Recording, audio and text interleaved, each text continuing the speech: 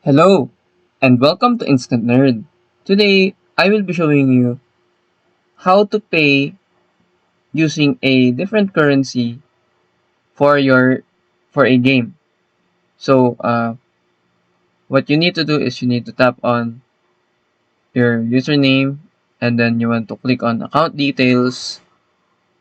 Then you want to click on update store country, and then here it says your country is part of your Steam account settings. Your country setting affects what you see on the Steam store, the currency you see prices in, and the currency of your wallet.